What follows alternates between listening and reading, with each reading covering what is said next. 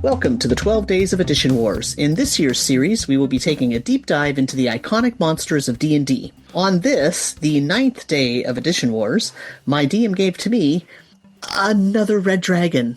Why? It's already warm in here.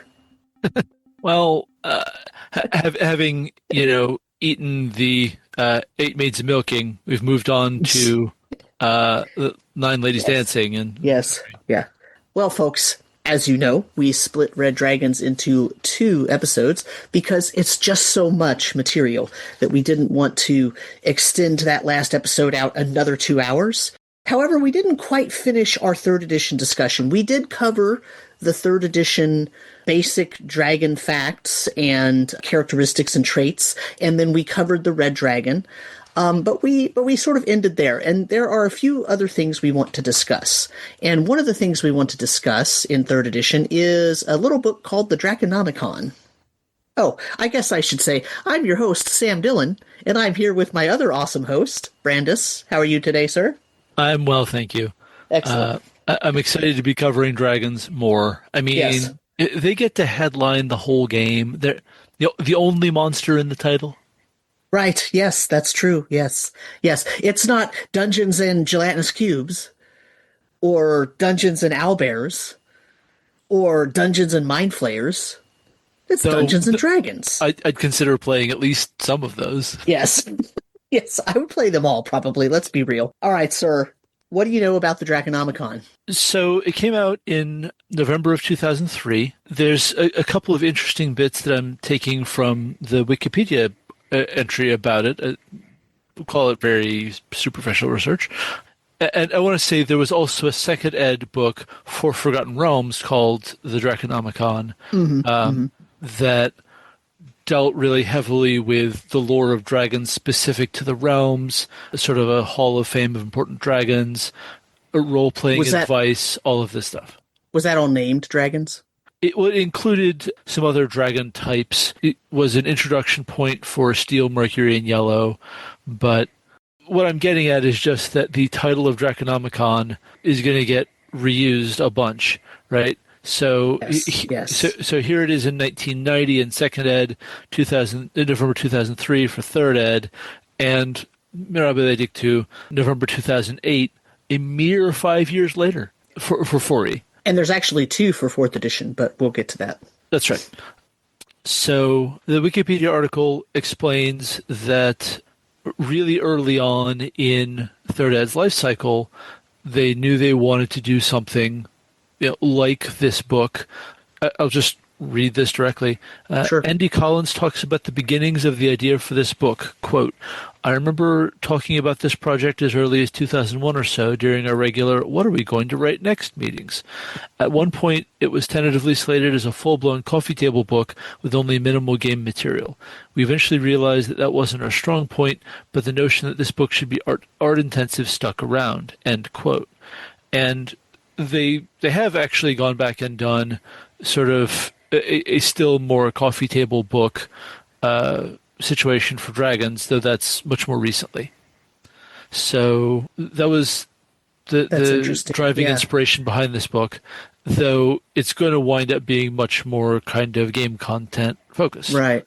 So because you talked about the 2nd edition one, there was a BECMI edition, Bestiary of Dragons and Giants, that was released. It was AC-10, which means AC stands for accessory. It was an accessory product that was basically a little additional monster manual that had a very nice trifold cover that had a bunch of different dragons on it, and gave some different tactical things and a spell generator table, and gave some like little adventures that you could use in which dragons were the main the main foes and whatnot. And then it gave some more info about dragons. But that's very old. And it wasn't just specifically about dragons, and it wasn't just like, the thing about the Draconomicon is it's kind of like that when we talked about Lords of Madness, and we talked about how they have the like an anatomical items. So this book was from 1987, and it did not have any of that sort of anatomical stuff. It just had some small adventures, and it had a really nice trifold thing and some spell lists and whatnot. So it wasn't a Draconomicon in the same vein as this third edition Draconomicon. Though your point about anatomy is interesting, in that the cover art you just showed me for that is doing something really different with the joint structure of the dragon's shoulder. It functions much more like the ball joint of a human shoulder in that cover art, even if that's not well reflected in the other art. But that dragon is spreading arms. It clearly has opposable thumbs.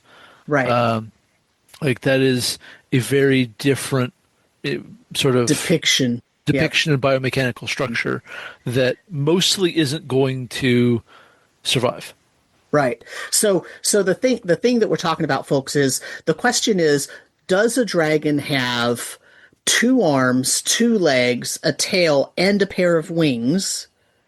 Or does it have 2 legs, a tail, and a pair of wings, but no real forearms? Or does it have 4 legs that have that are more like reptilian, not bipedal, right? Yeah.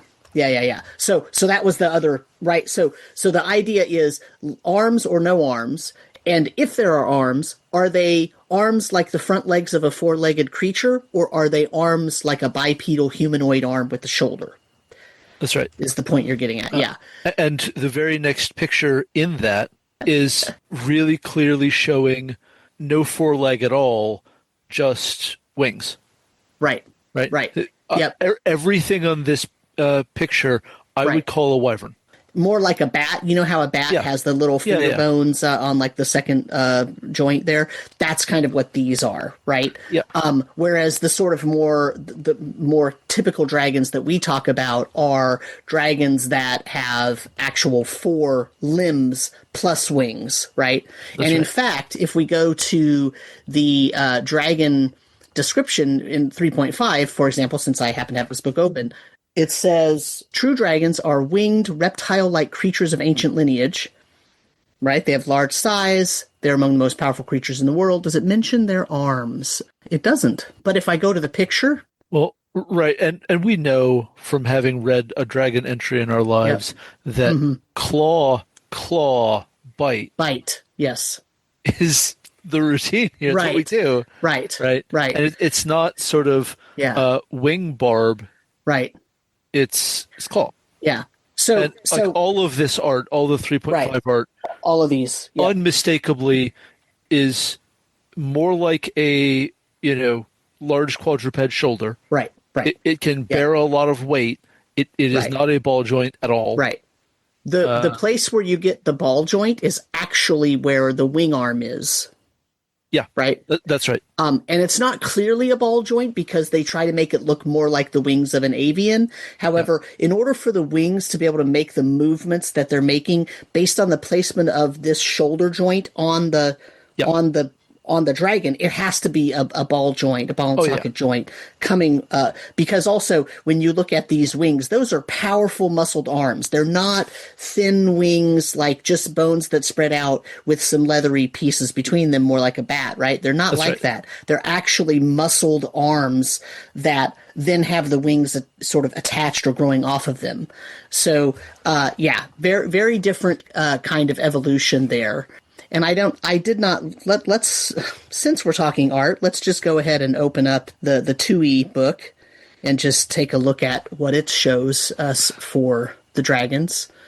I just need to point out at this point, we set out to start talking about the Draconomicon and have gone backward. Yes, I know. Nailed it. That's okay. That's all right. We're okay. Our audience is following along. So here it's the same kind of thing, right?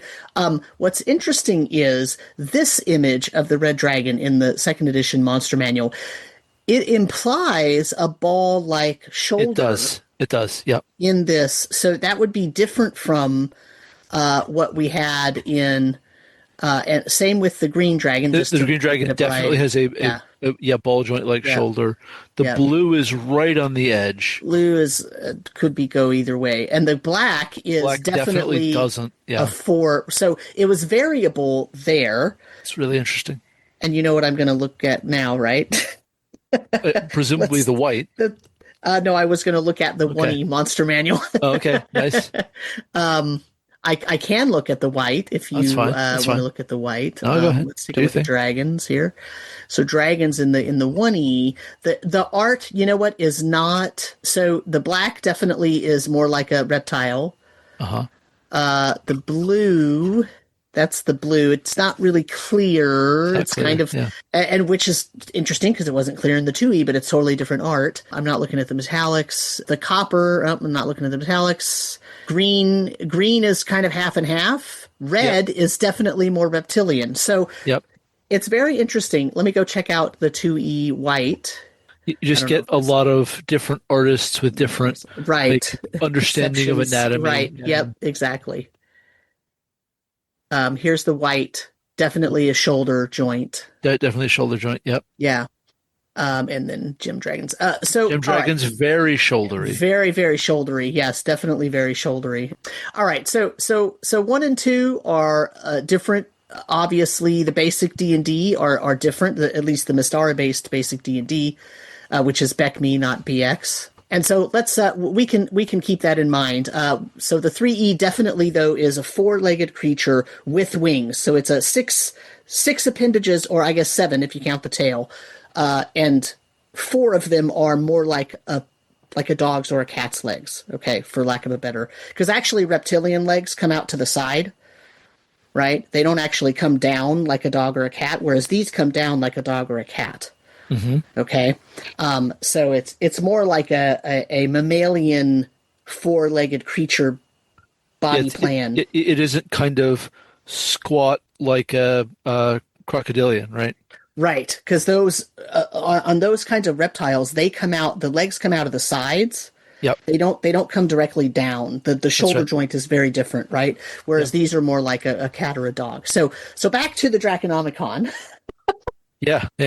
All right, we've gotten back to the starting point of the episode. Congratulations, everyone! Nailed it. But to be clear, I actually find this really fun and interesting because dragons are my favorite. Right. And how we're imagining them is genuinely part of my fun. Right. As a GM and as a player. I mean, my kids have asked me plenty of times, like, if there was a thing I could take from fantasy and make real, you know, if I didn't have to worry about the world-ending levels of danger, what would it be? And like, it's got to be dragons. That'd be so cool. Right? Yeah. So I have to tell you that I actually favor the style of dragon that does not have 4 limbs like the 4 limbs of a dog. Okay. And it is different from a wyvern, right? But partly because of the way that the wings are shaped, rather than the fact that whether there's legs or not, right? So anyway. So I think it's interesting to look at a totally non D&D source, but you know, that's the design they go with for Smaug in Peter Jackson's Hobbit movies, right? And it kind of shows some of the awkwardness of right.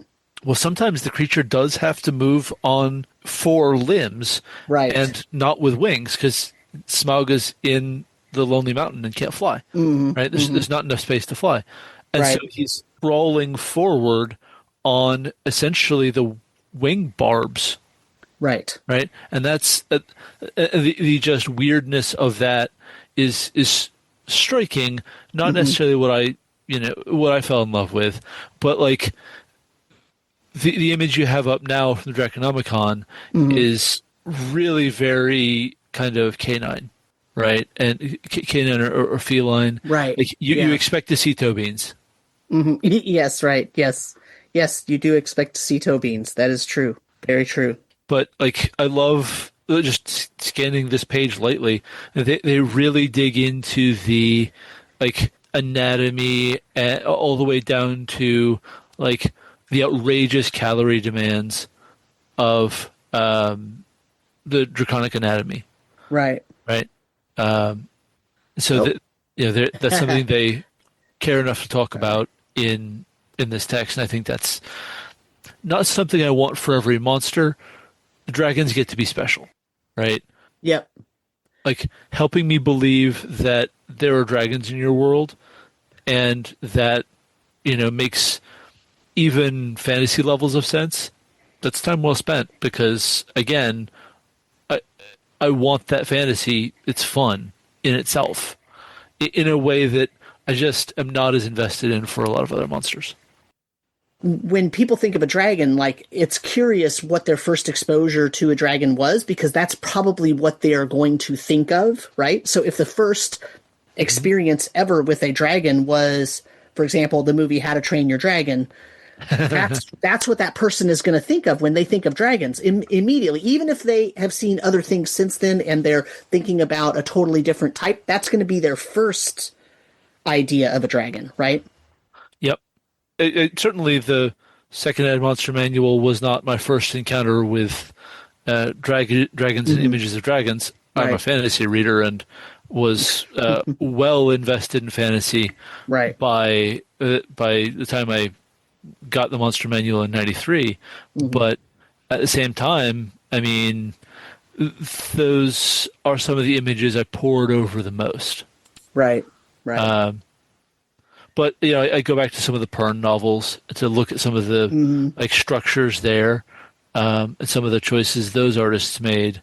Because, I mean, yeah, a rideable dragon, that's pretty cool. I sure love that. Yep.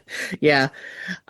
What's interesting about this particular image, now back to the third edition Draconomicon, the tail is very muscular looking.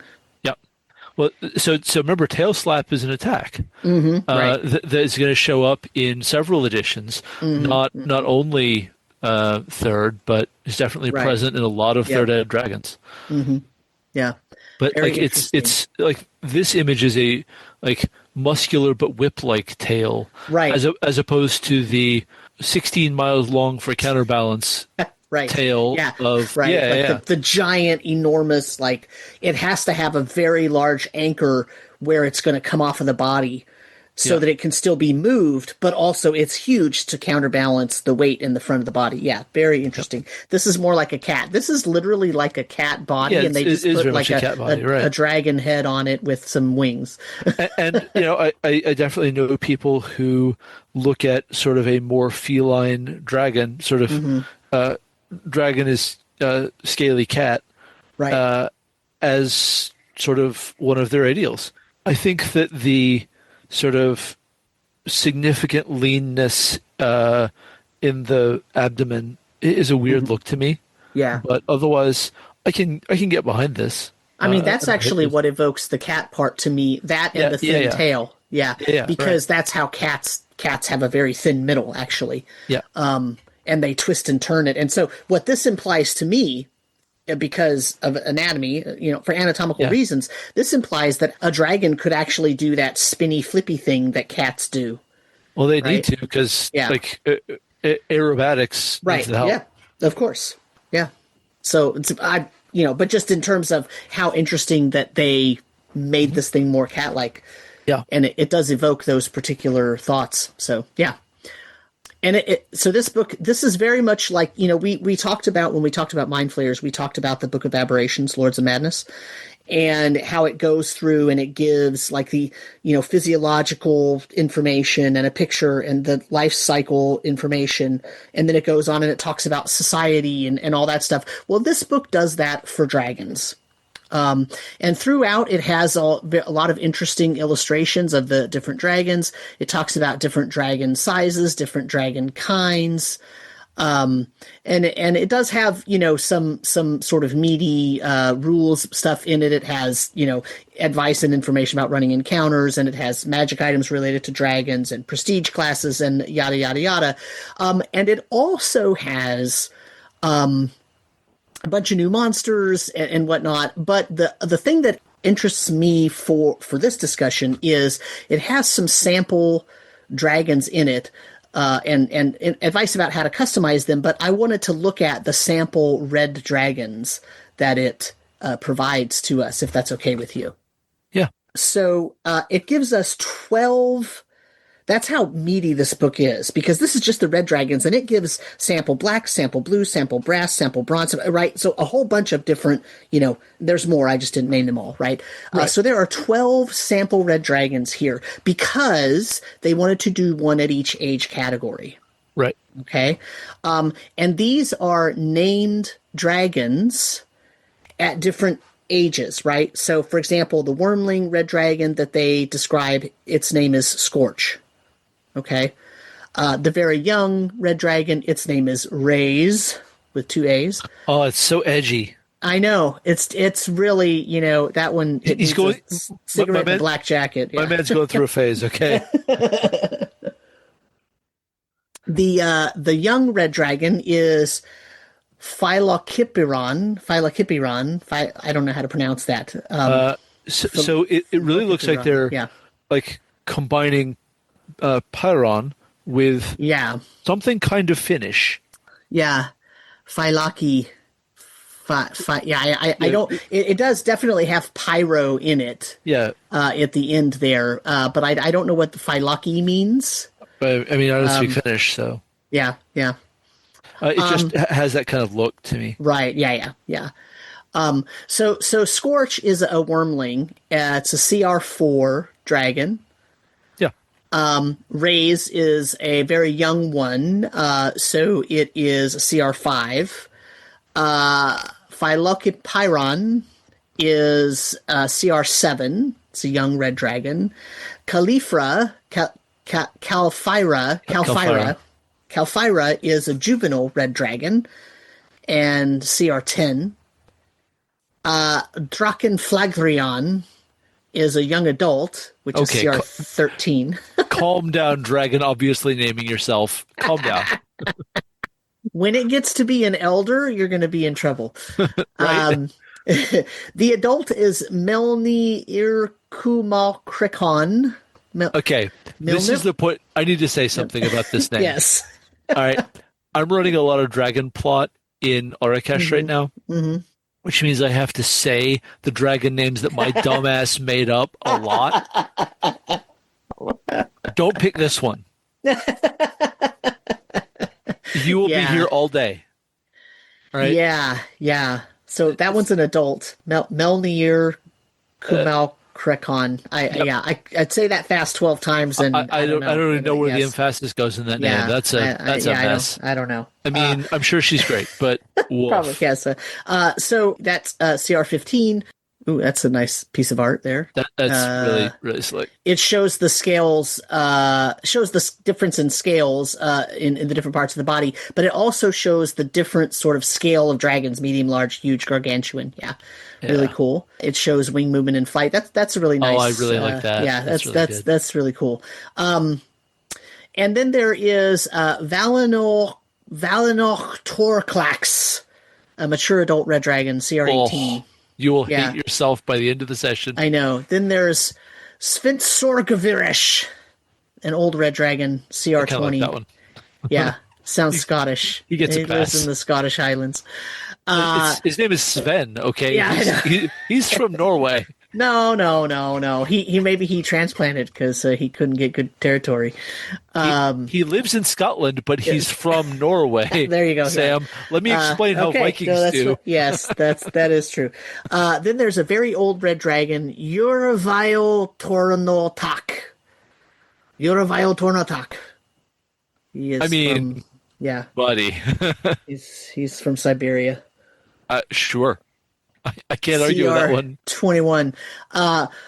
The ancient red dragon, which is a CR23, is Durtaxsteingakila. Yeah. Yep. Yeah. Sure these are some. And then the worm, that is the great worm, CR24, is Bile or Vile Theon. There is a CR26 great worm, Sizdothics. That one's not too bad. Sizdothics. Yeah. That's pretty good. And that is the end of the Red Dragon Yeah. samples. So just to we're kind of making fun, but this is a really great thing It's a because wonderful entry. yeah, dragons in third edition were hard. Okay, Well, and like the lovely thing about this is that it does have a story paragraph and yep, a little bit yep, of tactical variation. It talks about like what their a little bit of personality, a little bit of personal tactics, yep. and connection to maybe other dragons. Yeah, but also like this is gameable stuff, right? It is. So Yeah. so let's It's amazing. Use yeah, it right now. right. Level value. Right. So let's just look at this the first page with the wormling, the very young, and the young. Right. So the Yeah. wormling Scorch is greedy and destructive. Scorch seldom passes up a chance to bully weaker creatures. Okay. So now you already have an idea, right, of how Scorch is going to act. Right. Yep. Next, Raise, very young red dragon. Raise suffers from both vanity and overconfidence. She wastes no time in revealing herself to foes, usually by flying overhead to throw her shadow over a group, or by perching in a high place and imperiously demanding that characters behold her magnificent self. Perfect! I mean, there's Yep. more there, but perfect. And then the one I can't pronounce, Philocipyron. The one you can't pronounce. But yeah, but one of the ones I can't pronounce. Philocipyron. Nothing irks Philocipyron like being mocked. Every insult, every syllable of laughter works its way under his scales like a grain of sand, irritating him until he coats it with a protective layer of seething hatred. So that tells you about how he's going to react, right? So if you have a player who is often making sarcastic, scathing remarks, especially about a name that would be hard to pronounce if the dragon showed itself and said, I am Philocipyron, and I demand something, something, and a player says, Philocipyra, like Yeah. anything that would be mocking is going to get a huge response from that dragon. Yeah. That is golden. I mean, it also gives all the stats and everything too, don't get me wrong, but that kind of stuff is golden. Because it's both of them. It's not just a paragraph of, Kalphyra is a dragon in search of a lair and a mate. She roams the countryside looking for a likely spot to settle down and eventually raise a clutch of wormlings.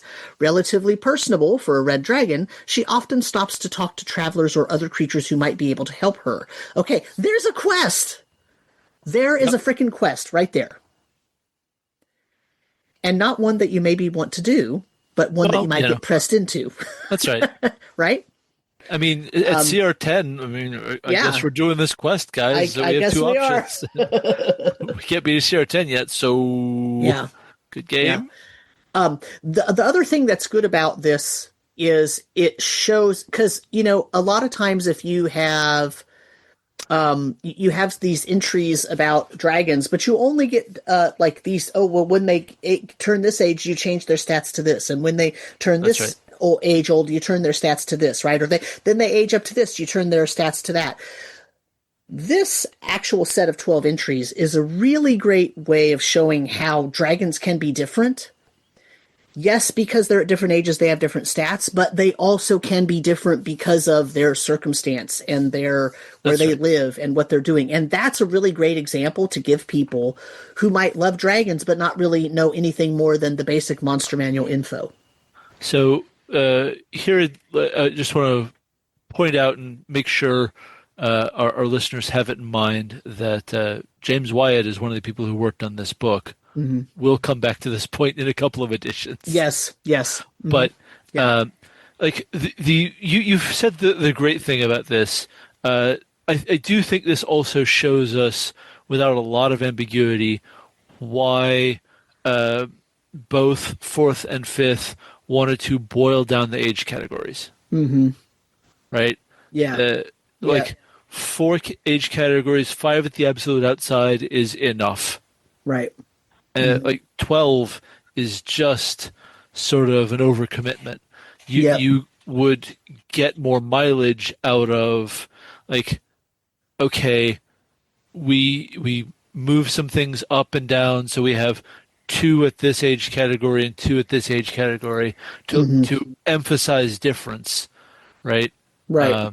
Here's two dragons of the same age, same CR.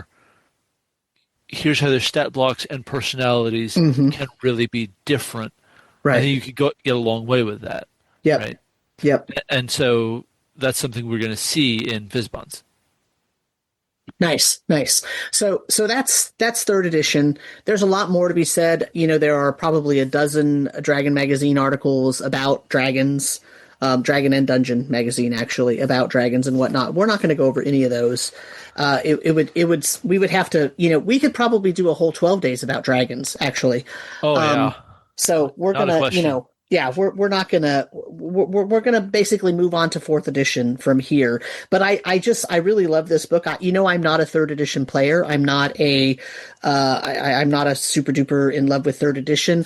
But I felt like this was a really great example of how to do something right when you're trying to make a book about a one type of creature. Right? Yeah. Like this is great. This is like golden material right here. Because this, even though the stats, I could ignore the stats, the type of things that's giving us these examples are great to use for a lot of different things, right? I also like that this book actually gives, suggestions and tips for fighting dragons for players and also tips for running dragons for DMs. Like this is just a great book all around. This is one of those winning books, kind of like Lords of Madness. Lords of Madness is just a winning book, hands down. It's just a really great book. And this, I think, is a really great book, too. I agree with that without reservation. Yeah. So let's move to fourth edition. So in fourth edition, we get a standard sort of basic discussion about dragons with some chromatic, it tells us about the different types of dragons, chromatic versus metallic. They also introduce catastrophic dragons, planar dragons, and scourge dragons. And then it tells us some dragon lore about chromatics. Nothing that is extremely surprising or anything like that. It does give us a little half-page treatise on the dragon gods. That is, Io and Tiamat and Bahamut and all that. Not going to talk about that anymore, but it also gives us some stats, and it's going to give us stats for, this is the Monster Manual 1 for 4th edition. It's going to give us the black, blue, green, and red dragons. And so here's what it gives us for the red dragon. This red dragon art, by the way, looks very much like the 3rd edition art with a little less prickliness, maybe. It's a little bit smoother. I mean, I would almost say that is identifiably the same individual dragon. Like with a slightly different art style. Yeah. Yeah, slightly different art style. Yeah. It's now in an environment, and the camera angle has turned about 20 degrees. But like, yeah. If you told me that was intended to be the same individual, I'd buy that completely. Yeah, it's like in the same pose. It is. Right? Yeah. It's like the head's pretty significantly the same. Yeah. So let's talk about this. Here's what it says about red dragons. It talks about that they prefer to lair deep underground. Their breath weapon is a blast of raw elemental fire. The breath of an ancient dragon can strip even magical resistance to fire away.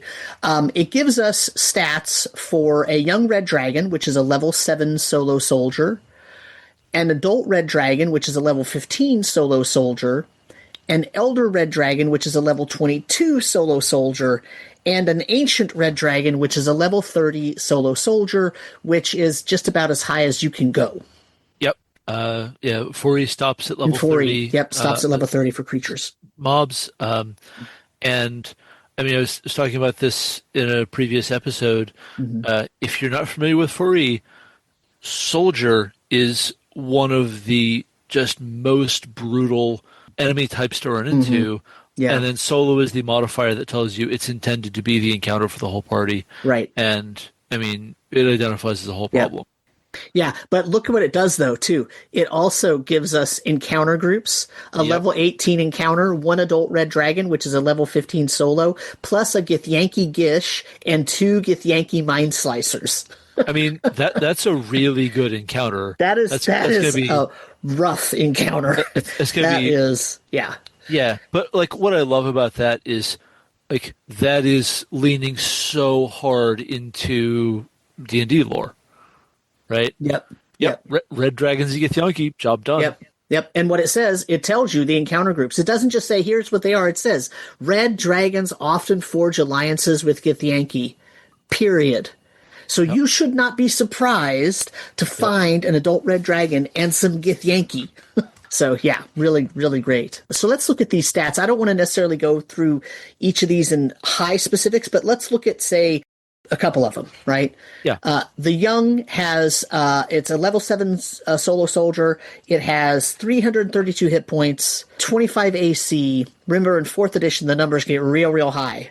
Oh yeah. Speed is 6, fly 8 with hover, and overland flight is 12. That's super fast, right? Yeah. It has a bite attack with reach 2 plus 14, does 2d6 plus 6 plus 2d6 fire damage. The claw attack, also reach 2, also plus 14, same damage.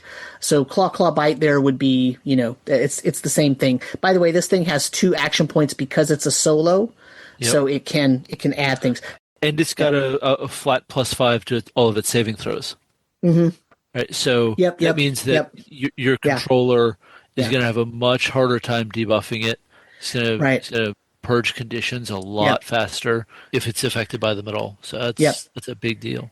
It has the ability to make 2 claw attacks instead of just 1. It can use a tail strike that does it attacks reflex because you're trying to get out of the way of it, right? And does a pretty good amount of damage. It has a breath weapon that is a close blast 5, which is versus reflex and does 1d12 plus 4 fire damage and half on a miss. It has that's also a recharge ability. So every turn you roll a d6, and if it gets a 5 or a 6, it recharges and you can use that weapon again. It also has bloodied breath, which happens for free as soon as the first time this creature gets bloodied, and so it automatically recharges and it uses it immediately.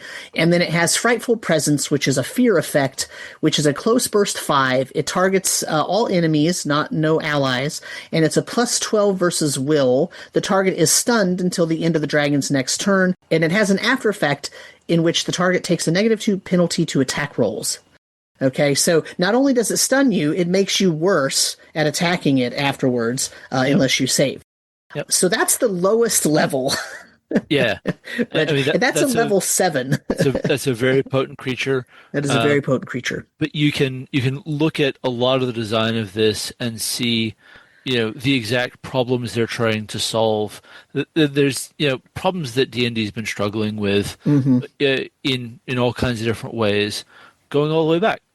But like fundamentally, in a game like D&D, in every edition of D&D, the sheer number of actions that the party gets is just an overwhelming advantage against any single creature. And so this has an immediate reaction that is a quite potent attack in the form of the tail strike. The structure of the breath weapon and bloodied breath is here to make absolutely sure that it gets to do its cool thing, right? Right. And it's very hard to lock down because, again, like if you have, wizards who aren't facing direct pressure because your fighters are handling the direct pressure, then they have a lot of freedom to just try to hold it down in one way or another with all their debuffs, and that's a huge part of wizard gameplay in 40. Yeah. Just to talk about that tail strike for a minute, you mentioned it's an immediate reaction. Folks, what that means is anytime an enemy of the dragon tries to get into a position where it flanks the red dragon, the dragon can try to swipe it away with its tail. Yep. So, in other words, it even has a way to make it so that you can't just run up and flank it and beat the hell out of it. And like the frightful presence is just an enormous advantage. Yep. If it can like come right in on top of a clustered party so that it's attacking everybody with that +12 versus will. Some of those are going to miss. Yep. But oh my lord, the benefit of stunned followed by an attack debuff. Yeah. Whoa. A major combination. Yeah. So let's take a look. So that was level 7. When we get up to level 15, the HP goes up to 750. The AC goes up by 8 points to 33. You now have more resistance to fire. You still have your saving throws. You still have good speed. You still have your action points. You still have your bite and your claw and your ability to make 2 claw attacks. The damage, of course, increases. The attack bonus increases. Yep. Still have tail strike. Everything increases about that. You still have your breath weapon. Everything increases. You still have the bloody breath. You still have frightful presence. It's still the same size, but it has a better attack bonus, and it still has the after effect, right? So really, it's just a bigger, badder version of that first one. This one is just numerical inflation. Just numerical inflation. And that's okay. And then, it was functional before, and it's functional now. Right, exactly. And then the Elder, now you're up to 1,000 hit points plus. You've got 7 more AC. This is a level 22, so you went from 7 to 15 to 22. So you're going up basically. You went up 8, now you're going up another 7. You have a better speed, a better flight speed, a better overland flight, a better hover, in other words, and a better overland flight. Yep. You have the same action points, the same fire. You have more reach on your bite, claw, and basically all your attacks get more reach. Better numbers on everything. And you have Immolate Foe, which is different from the breath weapon. It is a ranged 20 attack with a plus 27 attack bonus. It does 3d10 plus 8 fire damage and has ongoing damage. That's basically a breath weapon that is bigger range and fewer targets, right? Yep. Is basically what that amounts to. The fear effect is now a close burst 10 instead of close burst 5, so that greatly improved. And you still have the after effect. And the stun is not... notice the stun on these frightful presences. It's not... stun save ends. It's stunned until the end of the dragon's next turn. Right. Yeah. So you're basically, you are for sure stunned for an entire turn. Yeah. Right? Your party can't spend much of anything to get you out of that stun. Right. Right. On the other hand, it doesn't risk dragging on and on and on. Right. Right. It just ends, and then you're good to go. The Ancient now is a level 30, so you add 8 more levels. You now have an Inferno aura. Yeah, that thing is awful. Yeah, it's a fire aura that goes out 5 squares. Creatures that enter or start their turns in the aura take 20 fire damage. In other words, if you stand there, you're going to take 20 fire damage, period. End of story. It has almost 1,400 hit points. It has a massive AC of 48. Remember, this is a level 30 solo, right? Yep. It resists a ton of fire damage. It still has the good saving throws, better speed, better hover speed, better overland flight. Actually, the hover speed is better, but the overland flight's the same as before. 2 action points still. Still, bite, claw, more reach even than the level 22. Tail strike, more damage. Immolate foe, more damage. Breath weapon, close blast 5. Yeah, but that's secondary attack, baby. So close blast 5 plus 35 versus reflex, 4d12 plus 10, and the red dragon makes a secondary attack against the same target. The secondary attack is a plus 33 versus fortitude, and the target's fire resistance is negated until the end of the encounter. Now, the reason that's important is because that what you do when you're coming up against a red dragon is do everything you can to have resistance to fire damage. Yeah. And this says, nah, you don't got that. Yeah. But you do, have a chance if your fortitude defense is just unbelievably high. Or you could roll a 1. Yep. Yep. These things could happen. Yep. So like you really want to stack your resist fire as high as it'll go, and then try to hang on to it. Like that's So like to me, these this is sort of the perfect example of using a monster stat block to just try to make the DM's mouth water. This thing looks like looks so scary to fight. And like so much fun. I mean, you're talking about 1,400 hit points on this son of a bitch. Right. Yeah. Like, that is so much fight. It's huge. Yep. But at the same time, the kinds of things that PCs can do when you're late in the epic tier of 4E, right, between their powers and their itemization, right, is massive. here to Yeah. handle this scale of problem, Right. and that's pretty cool. Yeah, yeah. Some of the powers, just to give those of you that didn't play fourth edition, when you're up in the 25 to 30 range in terms of level as a PC, some of your powers begin with the first time that you die today, Yeah, right. do this thing, and then you're Yeah. back to life. Like it's pretty wild. Yeah, no, this is an amazing set of stats, though. Amazing set of stats. And you can see that they tweaked some things and changed some things and added some things when appropriate. But mostly, this is the same creature, just older, Yep. which makes sense. Well, immolate foe is really interesting as a piece of it, right? Because it's an option when your breath weapon is down and you're immobilized for some reason, Right. right? Yep. Yeah. You really can't get out of this fight just by toughing out my breath weapon and then trying to lock me down. I can still get you. Right. Right. So It reminds me of that image of it's like I don't know exactly the location of it, but it's like it's this port or this bay, right?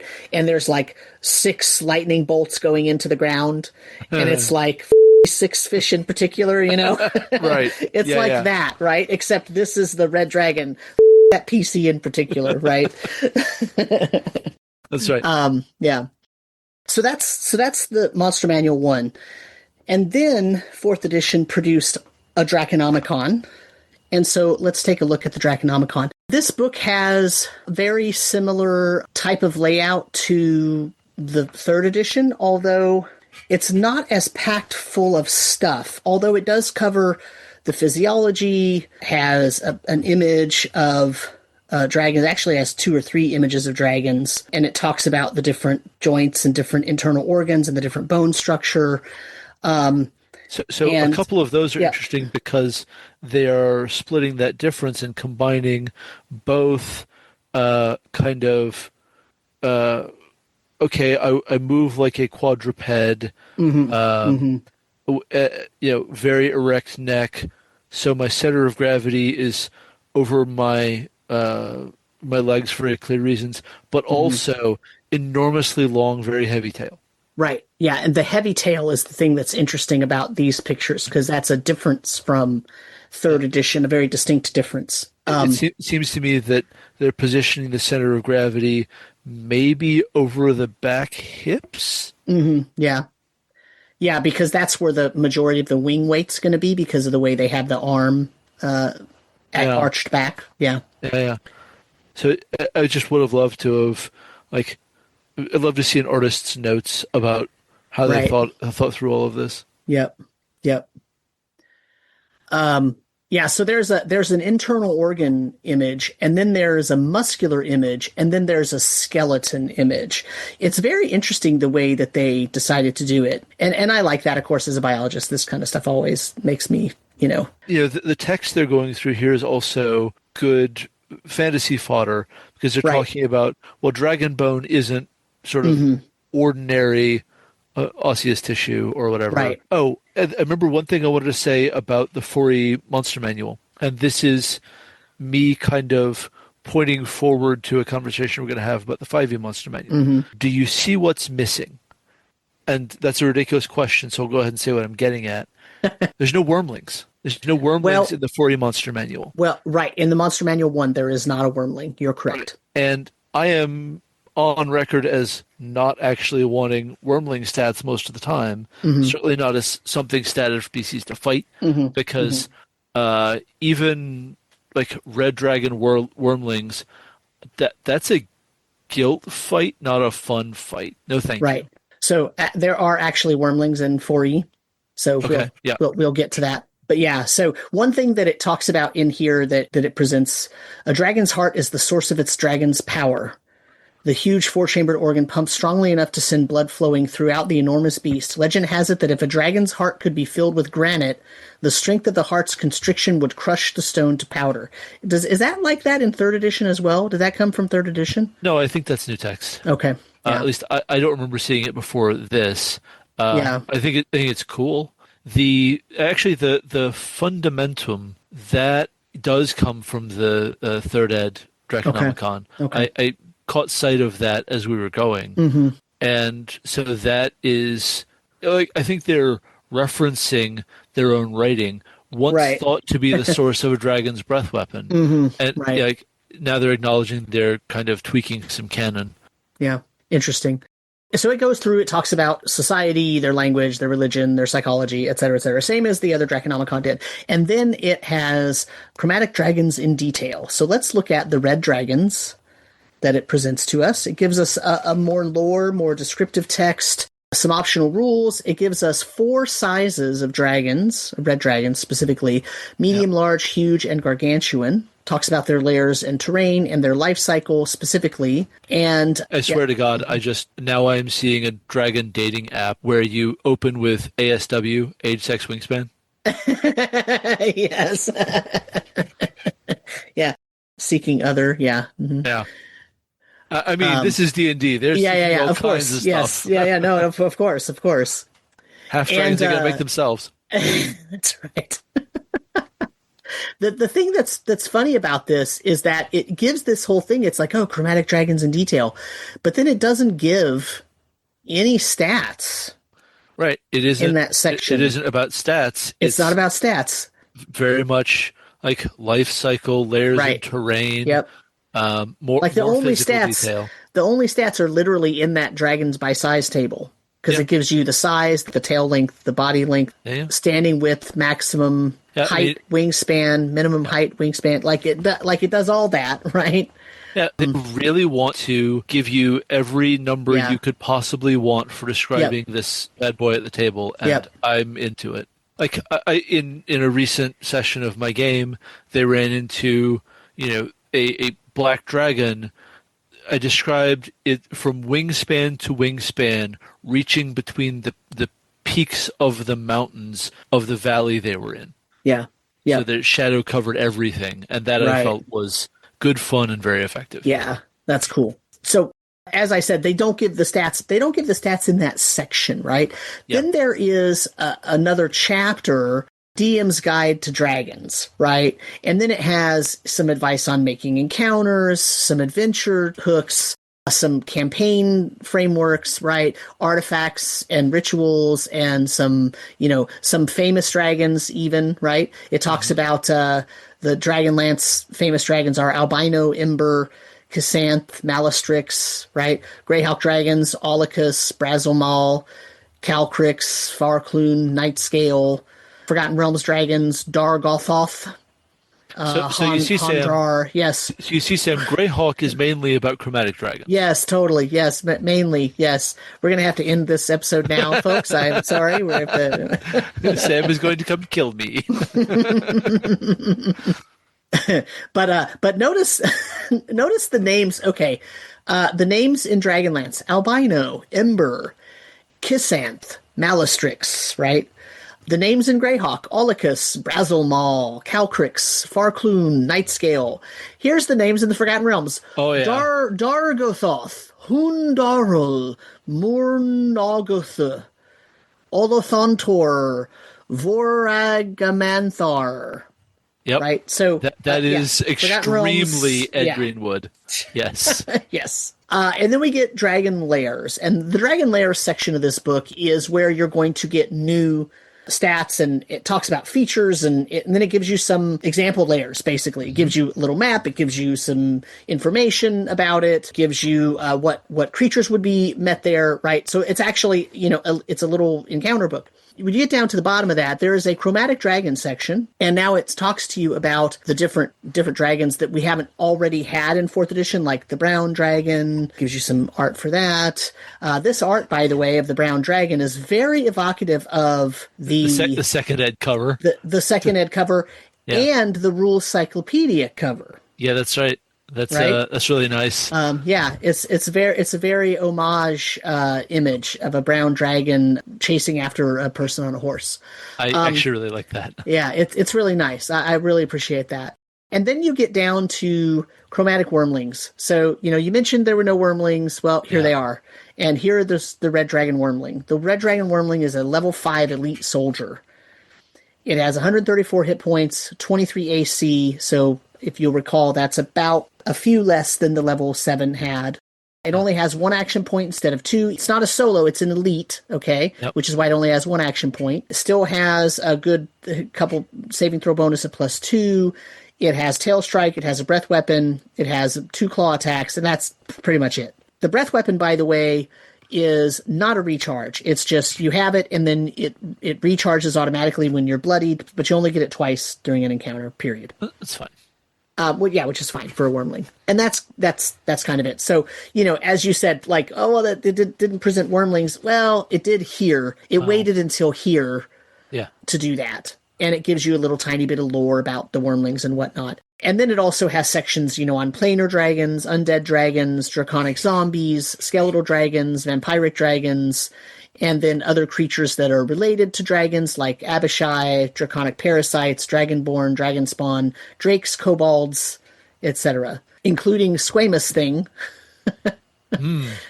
which is such a weird, aberrant, That thing is a mess. Yeah, it's a hybrid of dragon flesh and madness. That's what it looks like. It's not good. Yeah. It's not good. But yeah, and then there is a section on the Dragon Hall of Flame. The Dragon Hall of... Yeah, sort of. The Dragon Hall of Fame, which has some stats for a Chardalon. Good times. Yeah, and a nice picture of a Chardalon there. That's very good. And talks about the Sunless Citadel where a Chardalon lives.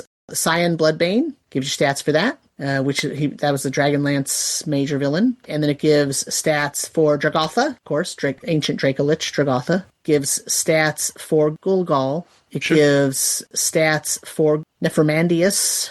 I mean, that's pretty cool. Yeah. And, on all of these, it gives like a page of lore and some stats and some encounter group information and stuff like that. It gives stats for Rhyme, which is a white dragon. So it's basically, it gives stats for Tiamat also. It basically gave us one iconic of each chromatic color, okay? Yep. And then it gives us Tiamat and some nice art of Tiamat. And then it gives us an aspect of Tiamat stat block. And, and Zabukiel, yeah.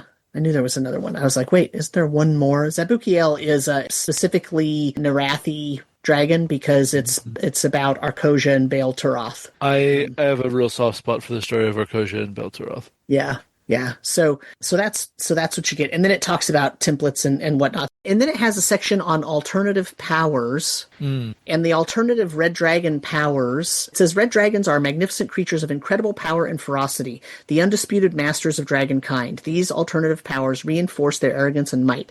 So you might give an adult or older red dragon a shockwave. There's a snatch power. There's a terrifying presence. I have to say it. Yes. Do not have the dragon use its snatch on that. I mean, just the jokes will never end. Look, if you see a dragon in its lair, I think that if it wants to interrupt you with its snatch, which is exactly what it says it's going to do, this could be a problem. Oh boy! Also, it's supposed to be a cloaca. Yeah. Yes. How dare you? It lays eggs. Anyway, so you get the idea. Each of the chromatic dragons get 2 or 3 possible power shakeups, right? Things that you could give to make something distinctive, right? You could give it terrifying presence, which just to make it so that you understand the difference between that and just the fear effect. This is a close burst 10. It targets enemies only. Target moves its speed, so basically as far as it can move, away from the red dragon by the safest route possible and is weakened until the end of its next turn. Yep. So it's so terrifying that you run away and you are weakened, which means you literally lose physical power. Your attacks do half damage. Yeah, just that is going to be more fun for more players at the table than stunned. Right. Because you're not losing your action. Yeah. I think that's an improvement just straight out the gate. Yeah. This book, like the 3rd edition Draconomicon, I think this is a really good book. I think it's a great addition to the 4th edition, the edition it was made for, but also just as a interesting sort of, look at, hey, here's how dragons in 4th edition interact, what powers they have, how they interact with other types of creatures and stuff like that. So a good go. And then there's two other things in 4th edition I want to talk about before we move on to 5th edition. And the first one is the Monster Vault. And in the Monster Vault, the dragon entry, it has some lore, okay? And then it presents us a fledgling white dragon and some more lore, and then a young white dragon, and then a young black dragon, a young green dragon, a young blue dragon, and a young red dragon. So the fledgling, you only get the white in the fledgling, and then you get a young of all of the 5 standard chromatic colors. Okay? Interesting choice. And this young red dragon is the level 7 solo soldier. It's almost the same as the level 7 solo from the Monster Manual 1 with a couple of differences. First one is it has 2 traits, action recovery and instinctive assault. And action recovery says whenever it ends its turn, anything that was dazing it or stunning it or dominating effect that was on it, those end automatically. So it doesn't even need to save. They just end. Yep. Okay? Secondly, instinctive assault. On an initiative of 10, plus whatever its initiative roll was, the dragon can use a free action to bite or claw. If it cannot use a free action to make this attack due to a dominating or stunning effect, then that effect ends instead of the dragon making the attack. So it has ways to not just be held down and hammered on. And that instinctive assault is also very much previewing legendary actions in 5e. Right. Yep. That's the exact mindset that created legendary actions is what created instinctive assault. That's not a bad thing. I happen to like that whole structure in both cases. But action recovery is very much saying, hey, look, we gave them these great bonuses to saves and all this other stuff, and it still wasn't enough to stop players from locking them down and just trivializing the encounter. Right. So we're going harder. Really can't debuff this boss to nothing. Because here's the thing, trivializing an encounter is not necessarily a bad thing. Trivializing an encounter at the beginning of the encounter, when the creature still has 300 to 400 hit points, is a bad thing, because that's just going to be real boring. Oh, yeah. Right? And there are times in a narrative when trivializing an encounter is fine and okay, but you need to do some work to resist that as being a baseline. Right. So you get these youngs, and the bite and the claw and the breath weapon, those are basically the same as the other solo, except a few little bumped up numbers. But it's the same idea of the attack, right? Yep. And then we get the elder version of these dragons. So you get an elder white, you get an elder black, you're going to get an elder green and an elder blue, and then you get an elder red. So you get the fledgling of, it's level 22. So you get a fledgling of the white, and then you get the young of all of them, and then the elders of all of them. This is what's in the Monster Vault, okay? So it's the late stage monster manual, right, for this game. And so it's the level 22, so it has 832 hit points, 38 AC. So these numbers are very similar to the other level 22 from the Monster Manual 1. In fact, let's take a look at that. The Monster Manual 1, level 22, was the Elder Red, and it had 1,000 hit points, so it has a little bit fewer hit points. Yeah, but ultimately, it's very similar. Yep. It's very similar, because when you look at so it does have the action recovery and the instinctive assault that the young one had as well, right? And then you've got bite claw, you've got the addition of immolate foe, which the younger one did not have. You still have a breath weapon, you have a tail strike. Yeah, so this is pretty clearly basically the same. There's a little bit of recalculation of some numbers, but ultimately it's the same. Yep. And then that's dragons in the Monster Vault. And then there's one other thing I want to look at, and that is in the Monster Vault Threats to the Nintervale, which was the final monster book that came out in 4th edition. It focused on things in the Nintervale setting itself. And one of the things in the Nintervale setting, the Nintervale has a named dragon of each color except blue in terms of the chromatics. And so the red chromatic dragon that is named in the Nintervale is named Calistrix. And Calistrix is not just a red dragon, it is a 3-headed red dragon. Well, that's a whole problem. Yeah, that is a whole problem. And it gives you Calistrix stats. Calistrix is a level 14 solo brute. Okay. It has 684 hit points, an AC of 26, good speed, good resistance, 2 action points because it's a solo, +5 to its saving throws. It also gets action recovery. It has multiple heads, so it gets 3 initiative counts, 1 for each head. Yep, and that is another way of approaching that legendary action situation. Mm-hmm. Exactly. Well, that's why I wanted to bring this up, because that's solving a problem and making it into an interesting creature that solves a problem that was being had in the game, right? Gets a full turn. Right.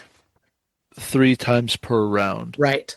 Woof. Yep. Yeah, they're really committing to just, hey, like we need to sort of turn a corner on action economy so that even if it's less than all the PCs together, it's, pretty comparable to half the party. Right. Could be a little more than half the party. Each of those turns is probably less complex than a single PC turn because you're not taking separately a move, a minor, and a standard. Right. Probably. Maybe. I don't know your life. I mean, you might, but probably because the thing is, this thing also gets, here's the attacks. It has a bite attack. Okay. So typical. Yeah, they basically just don't have a minor action. They don't have a minor action. It's not a thing. So they've got Inferno Shot. This is instead of that immolating fire, right? This is just a ranged attack that attacks one creature. They've got a breath weapon. Okay. Yep. They have an attack called Rip and Tear, which lets you attack 1, 2, or 3 creatures, right? Because basically it's, okay, all your heads can attack. Each one can attack. Yeah. So it's basically 3 bite attacks in one turn. But one of the 1 turns. Yeah, right? that's only once per encounter, but yeah. Right, yeah. But that's okay. That's okay. It's a great turn. It's neat, right? So, and then here's the thing. Bloody, when the creature gets bloodied, it sprouts a 4th head. Brutal. That is amazing. Which acts on initiative count 40. So now the thing will get 4 attacks. So this is sort of the final evolution of how they're dealing with dragons and solo creatures, right? They give them traits that allow them to have multiple attacks or multiple actions per turn. And they purge give them conditions. Right. They give them the ability to purge conditions completely. And, notice this also, this dragon, the power of 3, each of its heads has its own breath weapon and its own rip and tear. So when you said, though, that's once per encounter, once per encounter per head. Yep. So it's not really an encounter power. It's a, so basically this is 3 creatures in one, right? Which solo should be. Yeah, which solo should be, because it's very, very difficult, even at level 14, which is, I wouldn't say it's low level, but it's a mid level. It's a higher level game, but it's not the high. The high 4th edition went up to 30 levels. So, you're mid tier, Paragon tier PCs, and this is a formidable challenge. And so, that's. I mean, that's great. If anything, it was just sort of, could I get a draft also at level 24? Right. Yeah. Exactly. Yeah, I love this. Yeah. So that's that. So then that means that we can move on to 5th edition, unless you have something else to say. No, it's fine. 5th edition starts with a small section talking about true dragons being winged reptiles. That's very reminiscent of how they introduced them in 3rd edition, by the way. And it talks about, they go through 4 distinct stages of life: wormling, young, adult, and ancient. So there's your 4 age categories versus 12, as we discussed, right? And then we have chromatic dragons, and it tells us about the fact that they represent kind of the evil side of dragonkind, are aggressive, gluttonous, and vain, right? Driven by greed, creatures of ego, they have dangerous lairs. And then it talks about stats. So let's get to the red dragons. And it looks like it gives us an ancient, an adult, a young, and a wormling of each of the different colors. That's right. It's very much doing, there is 1 per gameplay tier, and 5e is divided into 4 gameplay tiers. Yep. And so your red dragons are always going to be coming in at or just above the top of any tier bracket. Mm-hmm. That's the Mm-hmm. pitch, right? Do you want to do the young one or the wormling first, and then? Yeah. So with the wormling, it's coming in at CR4. I can't express enough. Narratively, I don't think you should fight wormlings. I don't think Right. it's fun. Right. I think that in 2014 they sort of have included these for completeness. In 2024, as we'll see in a minute, they tried to design them so that you'd want to, and that didn't land. Really. Yeah, I mean, as if anybody makes the connection between wormling equals immature child dragon, like you, the art is how going to keep how do you supporting it. Is right? the How thing. how do you right? Like that's the slaughter of creatures issue, Yeah, right? like I don't think I know really very many players who would come upon a red wormling and not be like, so we're adopting this and it's our team mascot now, Right. right? Right. Yeah. Like that's the fun Yeah. outcome. Right. And so fine. They have 75 hit points. They have 17 AC. They have blind sight. They have immunity to fire. They have real good saves. They have four save proficiencies. They have a bite that deals additional fire damage, and they have a fire breath at CR4 that's dealing 7d6 fire damage in a 15-foot cone. The Right. 15-foot cone is very small, but Mm-hmm. 7d6 is murder numbers Right. against a low-level party, Yep. Yep. right? Yeah. So that's Yeah. a thing. Yeah. The 15-foot cone is small, except the dragon is medium size. Yeah, So yeah. it's comparable to the size of the beast. Right. Yep. So it is, a little smaller than a horse, Right. which is a large creature. Right. Right. So at young, they step up to CR10, which is sort of just brushing the top of tier two. Tier Mm-hmm. two is generally 5 to 11, which means you're going to fight it when you're lower level than its CR, but I digress. Right. So its AC goes up. It gains a little over 100 hit points. Its speed is improving. It walks a little faster than an ordinary humanoid. Mm-hmm. Uh, Incredibly strong in terms of ability scores. Right. The blind And sight those has saves. Ugh, the saves are real man. good. It Jeez. has it has 4 proficient saves. That's real good. It's going to need them Yeah. because Yeah. Yeah. the things that a caster can do with some failed saves are Mm-hmm. real serious, Right. even with low level spells. Yeah. But 30-foot blind sight is going to be a huge problem for various kinds of being a rogue, Mm-hmm. right? Right. Either hiding or invisibility spells. It's picked up speaking common between Wormling and Young, Mm. and it's picked up multi-attack. So instead of just having a bite attack, it now has both a bite and a claw. When it multi-attacks, it makes 2 claw attacks and 1 bite. I mean, classic. Yep. And its fire breath is stretched out to a 30-foot cone, dealing 16d6 fire damage. That is not going to necessarily vaporize your party on failed Right. saves, but is Mm-hmm. going to get their attention, right? Yep. So that's I mean that's a pretty good stat block, but Yeah. I really want to point out it doesn't yet have any legendary actions. It doesn't yet have any legendary resistances. Mm-hmm. So we're crossing that threshold right now into adult Yep. red dragon. Adult red dragon weighing in at CR 17, which is the low end of tier 4. It's Mm-hmm. 1 CR above the top end of tier 3 intentionally, right? They're doing that Right. on purpose. It's got 1 more point of AC, so 19. That's very good for Yep. a monster in 5e. Yep. It's picked up another 75 hit points or so that's pretty good durability. It's not outstanding durability for CR17. It's pretty good. The saves are where it's at though. Right. Those saves are amazing. Those saves Um, are amazing. Blind sight keeps on stretching out. We're up to 60 feet now. That's very good. It's picked up legendary resistance. So that means that 3 times per day, if it fails a saving throw, no, it didn't. If it wants to, it can pick which one it wants to Right.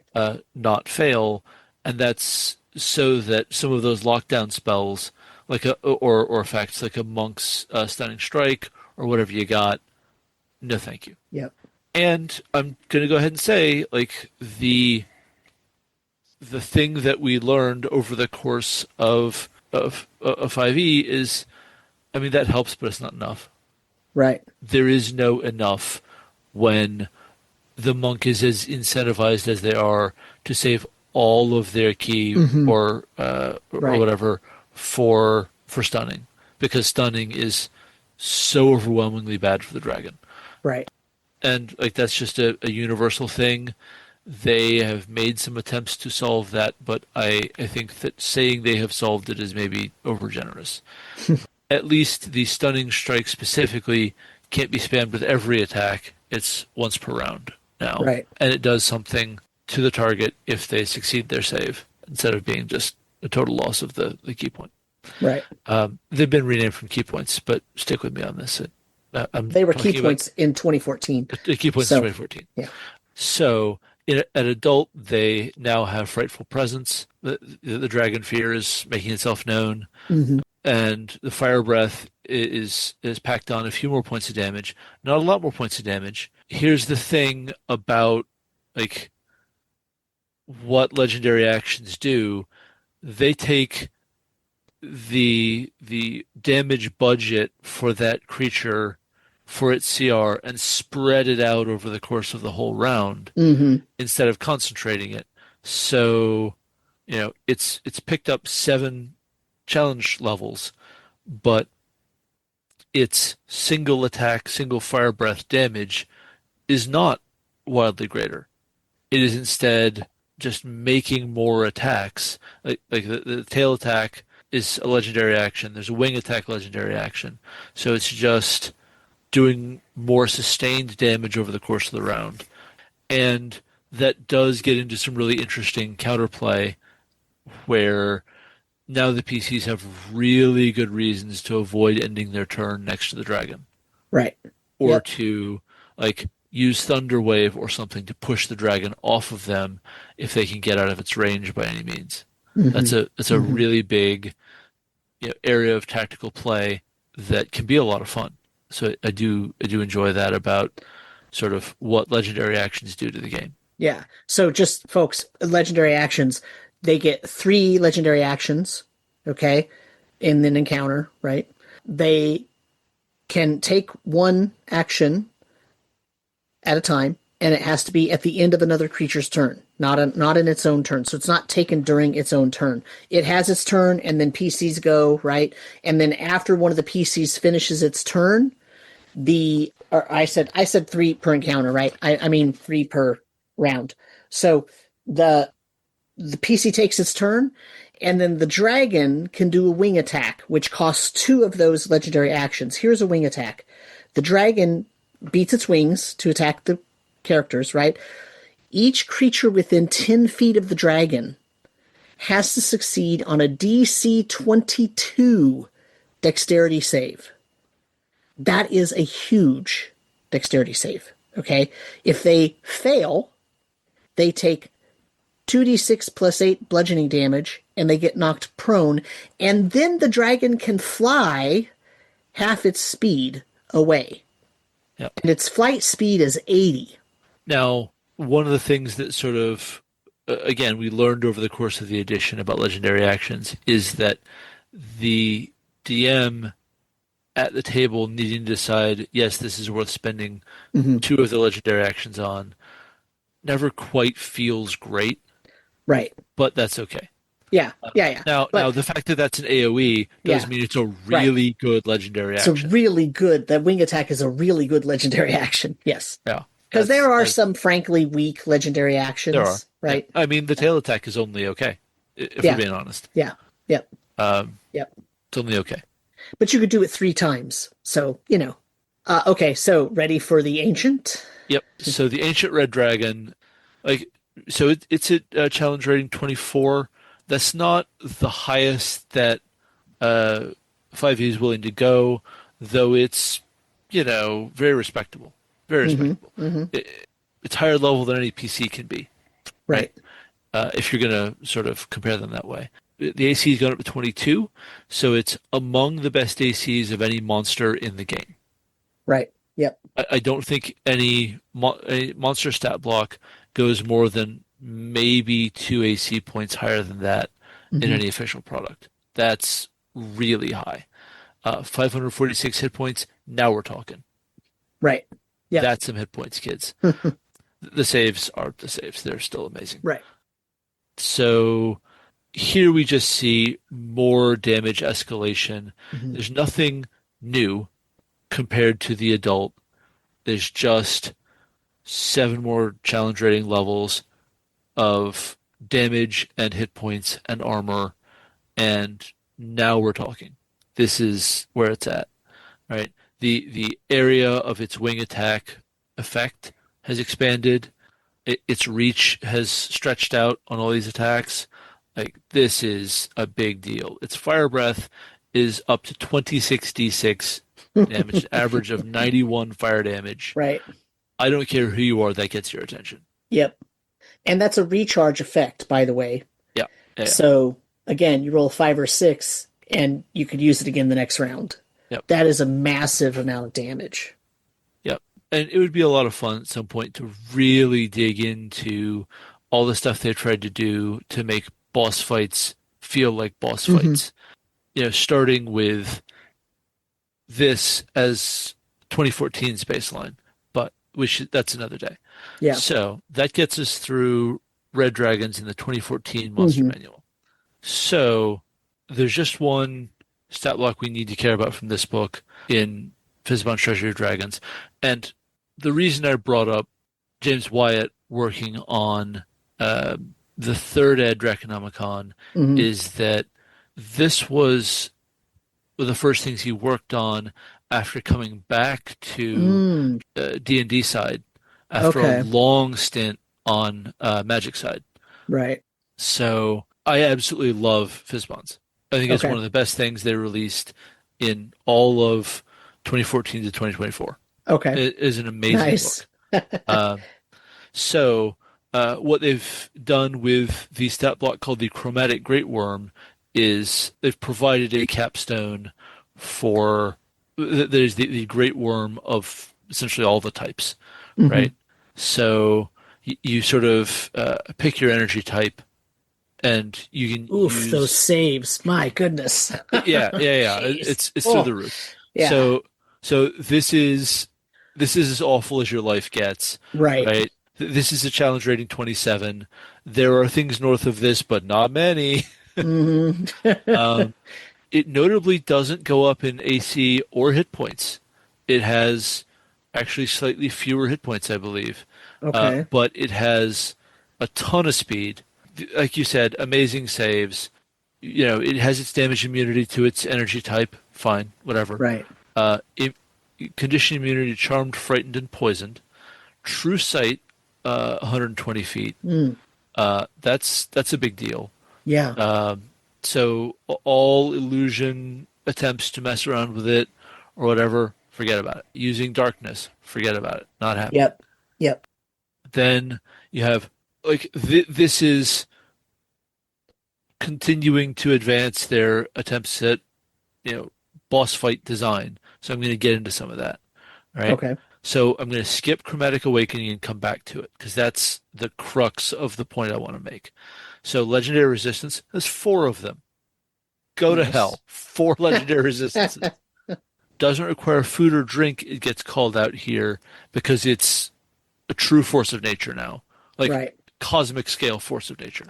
So, it's still a claw bite.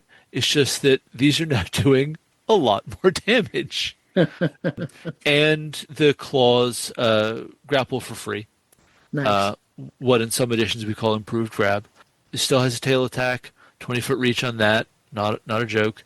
The breath weapon is actually lower in damage because, well, we'll see in a second. So legendary actions. Its legendary actions are attack to make a claw or tail attack, wing attack, which is the same like wing buffet with a 30-foot emanation. That's even bigger. Yeah. You can knock everyone prone, and then fly to like isolate and just stand on someone that's knocked prone. Yeah, and Then its flight speed is 120 feet, so it can yeah, fly 60 feet away after yeah. this. So it can knock everyone down and then fly away to let its breath weapon recharge if it wants. Right, right. That's also part of it. Then it could spend 3 actions for Arcane Spear, which is a weird. Okay, I guess they're the source of magic, but this got a weird reaction from fans. Fans weren't necessarily all about Arcane Spear, but it does feel like a video game boss fight. Right. Like, Yeah. it's a little off topic, except like it's just dealing out damage to a bunch of people at once to keep everyone like in trouble. Okay, so I did lie about the hit points. If the Great Worm would be reduced to 0 hit points, its current hit point total instead resets to 425 hit points. So actually, it has almost 1,000 hit points. Sorry, I lied. Wow. Then it recharges its breath weapon, regains any expended use of legendary resistance. 8 legendary So resistance. 8 legendary. Oh, So it basically says, cool, good game, now fight it again. right. Additionally, the Great Worm can now use the options in the Mythic Actions section for 1 hour. Wow. So it basically can spend its legendary actions on 2 more things, including its bite. Its bite is, the really powerful one, right? It's the most powerful of its physical attacks. Right. Or it can spend 2 actions on Chromatic Flare, which is a huge point-blank AoE that does damage of its type. 60-foot radius sphere. 60-foot radius sphere. Wow. It turns into the sun. Yeah. The damage is okay. It's okay. But it's not the dragon's turn right now. So it's pretty good. Yep. Yeah. It also took its turn Yeah. already. And yeah. So that is the Chromatic Great Worm. Massive. I just love that. The art is also this is barely a creature anymore. Right. This is more like a body made of fire with some scales bolted on. Right. I mean, that is that is a lot. Yep. It's really cool. It's really cool. So I want to show you that, and I also want to talk about the red dragons get their own chapter, because of course they do. All the dragon types do, right? So there's a table of personality traits to help you distinguish them. That thing that we liked so much in the third Edreconomicon. Well, they found a different way to accomplish the same thing here. Right. This is very compact for accomplishing the same thing. Yep. Red Dragon ideals. I mean, all of these are bad, basically. Right. But Yeah. like, responsibility is interesting because it does highlight how you could have a dragon who's really kind of okay.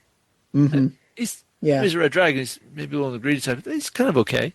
And Like maybe that's one that has a huge horde and rules over a great territory.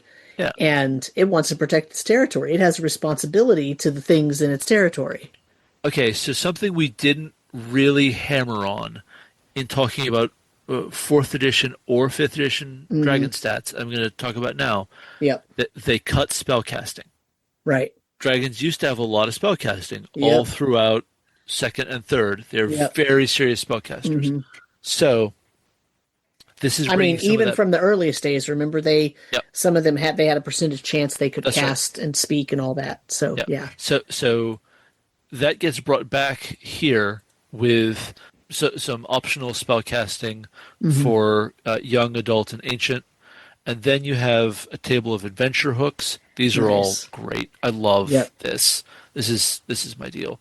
Then connected creatures. You know how we liked seeing Githyanki and Azers? We're doing the same thing for every age category. Love it. Nice. Absolutely love this. Starting, Wormling straight through ancient. And, I mean, these are really creative and really fun. And, there's only a D4 table for ancient, but it's okay. Yeah. I promise. Right. Yep. Then we get Red Dragon Layers. It's a volcano. Surprise, surprise. Nice. But this is great. Red Dragon Treasures, like a D12 table of art objects that are specific to red dragons. Here's a sidebar on your Mana Chardalon. I love Mm-hmm. that. Mm-hmm. So, I mean, this is just a great chapter. They do this for every dragon type. It's why it's one of my favorite books in all of Yep. 5e. I mean, Yep. that's great stuff. Awesome. There are other details that we could, prize out of the book, but I think that we'll kind of keep it moving. Like, So it's basically the successor to the third edition Draconomicon and the yep. fourth edition Draconomicon, and it's in that same vein and just as good, if not better. I mean, it's accomplishing different things in some places because Mm-hmm. they Mm-hmm. don't care about like bone and gristle anatomy Right, right, nearly as right, much, right. and that's Yep. interesting. But they do care about adventure structure, and that's Right, lovely. That's right. that's so great. Dragon Yep. campaigns, yes, all the way. Dragon Mm-hmm. factions, yes. Right, I mean, that's right. that's great material. So yeah, I'm really happy Yeah. about all of that. And then we'll go to the 2024 Monster Manual, and we will hit up the red dragons Look in here. the R's where Yeah, red dragons are. yeah. I mean, Yeah. uh, we're here for you, Jeff. We're here for you. Uh, so they're dragons of greed and devastation in 2024, uh, and we get what is ultimately the same essential lore. Hmm. They're not changing this Right, lore. It's right. fine. Um, I said what I said about wormlings. We're good. Yeah. But they do have multi attack here, so that's a thing. Um, That's nice. Yeah. so And it's Rend because yeah, 2024 changed everything to Rend. yeah. Yeah. They change certainly for all the dragons. Things have changed Right. to rend rather than claw or bite or Hmm. tail or any of this. You just describe it as hitting PCs whatever piece of their anatomy is local. But notably AC and hit points not moving. Hmm. I'm not doing a side by side on damage, but it's gonna wind up doing about the same stuff. Yep. Yep. I do see that the fire breath damage is the same, and the saves it's not nearly as focused on good saves. Right. It has two proficient saves rather than four at young. It has two proficient saves rather than four at adult. So they've moved around what they're spending some of the stat budget on, Hmm. but spellcasting's made a comeback. At the same time, Dragon Fear is gone.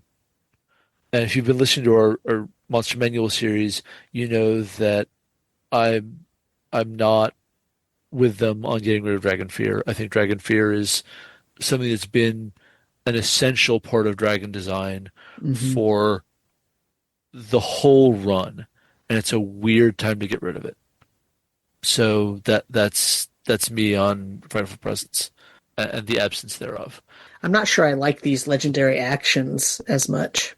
So Pounce is a real good one because it's actually about avoiding, hey, we invalidated your legendary actions because we kept our distance and you didn't have enough move to do any of that, Yeah. Yeah, I right? suppose That's that's that's what yeah. that's about. Like if all you did was pounce three times, I mean, you're certainly playing right. Yeah. But Fiery Rays gives them a ranged option.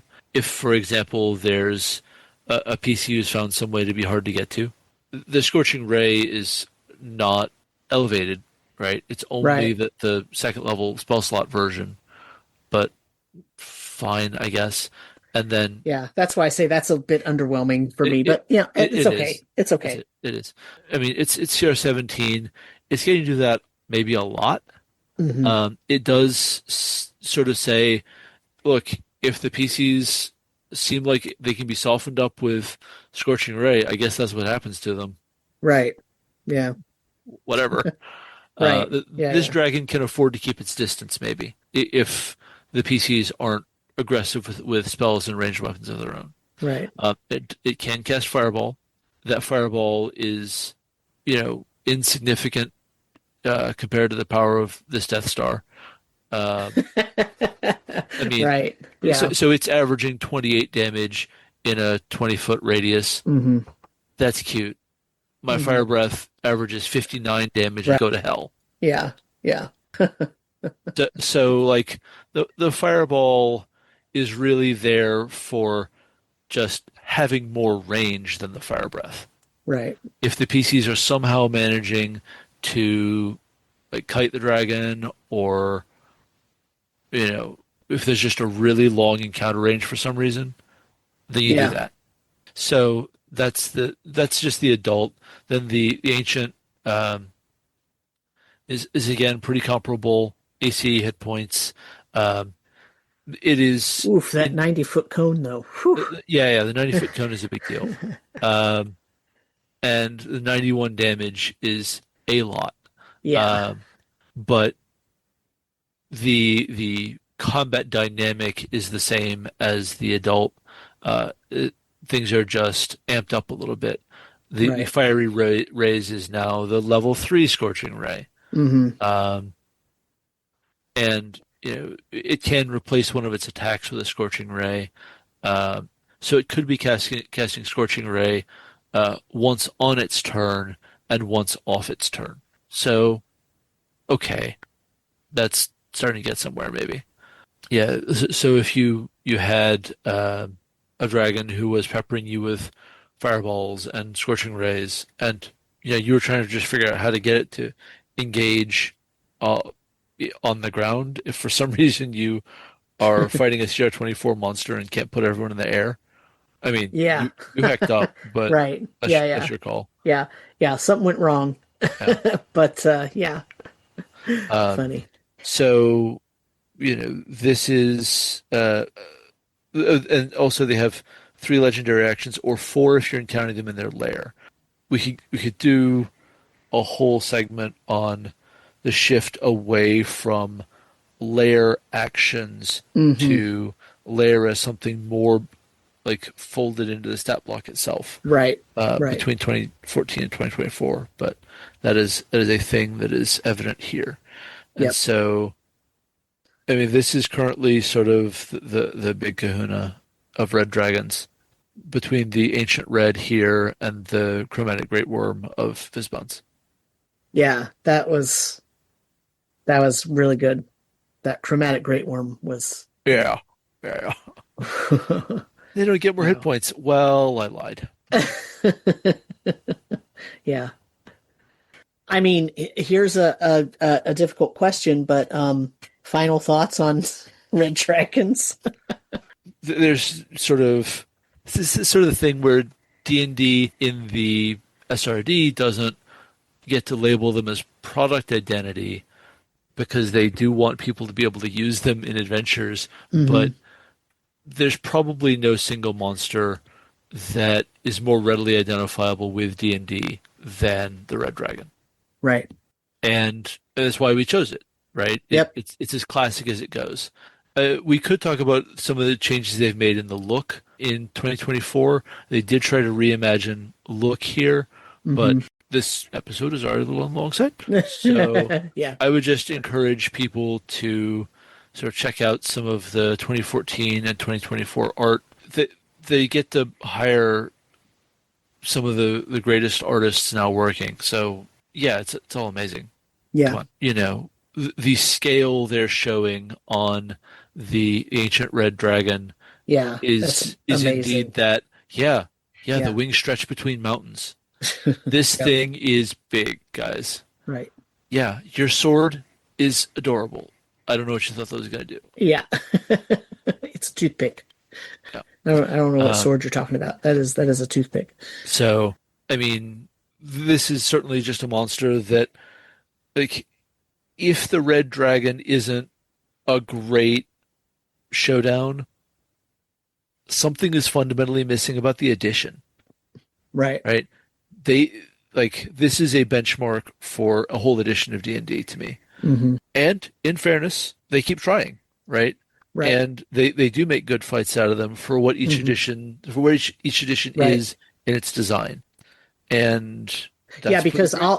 I didn't say this at the time, but I'll point out that, the fourth edition monster manual, the first monster manual, the numbers were often real cruddy for those creatures. Like Yeah. their playtesting did not push them to the point where they could actually make good numbers for the majority of those creatures. However, Yep. the dragons, the red dragons in the Monster Manual 1 in 4th edition D&D were still usable in the later stages of the edition because they were that good. So those were really good compared to some of the other creatures in that Monster Manual. They were really well-designed creatures. So, yeah, I agree with that.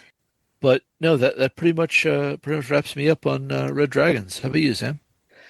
Yeah, I mean, as much as, just for the audience's sake, we joke about me, complaining about what they did in the 2024 DMG with Greyhawk, talking about chromatic dragons being one of the major, villains and it should be a major threat and a major storyline and all that. And I think that's bunk just because of my knowledge of Greyhawk. But that doesn't mean I don't like dragons, right? It doesn't mean I don't think they're important. And I think red dragons, look, there's a reason why Holmes Basic has a red dragon on the front. There's a reason why the Mincer Red Box has a dragon on the front. And there's a reason why, the first issue of Dungeon Magazine featured on the cover Flame, a red dragon. That was his name, Flame.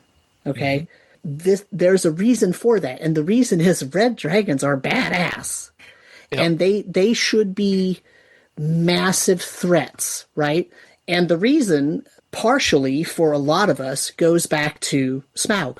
Yep. Because that was, for many, many people, their first introduction to fantasy. Now, of course, I read the books long before the movies even existed, right? But the D&D images on those boxes, they added to my imagination of what does this dragon look like, And so I feel like it's just such an iconic, as you said, there's a reason it's Dungeons and Dragons, not Dungeons and Owlbears or Dungeons and Type 6 Demons, right? Like, not that those things aren't interesting. That'd be a really awkward title. Yes, it would. But I'm just saying, like, yes, the alliteration is there, but the dragons are important. They are important for the lore. They are enormous, massive creatures that are living things that have motivations, that have powers, that are extremely dangerous to civilization, and therefore make a great, great, great villain. And so basically what you see is in every edition of the game, you have dragons that are very well produced, right? They're very well statted. They have really good art for the most part. They have really great lore about them. You get more than just Monster Manual entries. You get Draconomicons. You get whole books about them because they are the iconic creature of the game. So I have nothing but good things to say about dragons in this game. And even with some changing lore and with the changing lore between different settings and different editions, they all still end up being really, really awesome. And I appreciate that. So I'm going to let that be my final word. Hell yeah. All right. Well, where can our listeners find you, Sam? You can find me on rpgmusings.com. You can find me on the Tome Show Discord. If you need a link to that, you can send me a message on Blue Sky, where I am DM Samuel, and ask me for a link, and I will be happy to give you a link. How about you? You can find me on Blue Sky at brandishstoddard.bsky.social. I'm on the Tome Show Discord. My personal blog is brandishstoddard.com, and my Patreon is Brandis Stoddard. Awesome. Well, folks, I hope you've enjoyed this slight deviation into a 2-episode arc here, and we will talk to you tomorrow.